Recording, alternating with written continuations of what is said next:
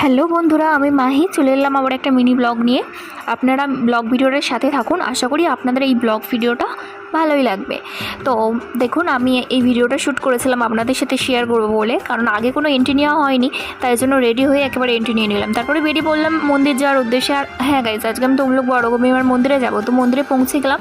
দেখো সবাই কীরকমভাবে দেখছিল, একটু ভিডিও শ্যুট করতে প্রবলেম হয়, তবুও করি। তারপরে দোকানে চলে গেলাম পুজো ডালা নেবো বলে, আমিও নিলাম আর বড় ননদিনীও নিল পুজো দেবে বলে, দুজনে নিয়ে নিলাম। তারপর আমি একটু ভিডিও শ্যুট করছিলাম। আর আমি তো সকালে গিয়েছিলাম, তাও এত ভিড় ছিল যে বলার মতো না, তবুও আগের তুলনায় কম ছিল। তারপরে একটু ভিডিও শ্যুট করছিলাম। দেখুন গাইস, এই গাছটা নাকি সবার মনস্কামনা বলে ওগুলো বেঁধে আসতে হয়, আমি ঠিক জানি না, তবুও বললাম। তারপরে পুজো দেওয়ার পরে একটু ঢং করে ভিডিও করছিলাম, আর আমার বড়বাবু ভিডিওটা করে দিচ্ছিল। এই ফার্স্ট টাইম করে দিচ্ছিল সবার মাঝখানে, আমার বেশ ভালোই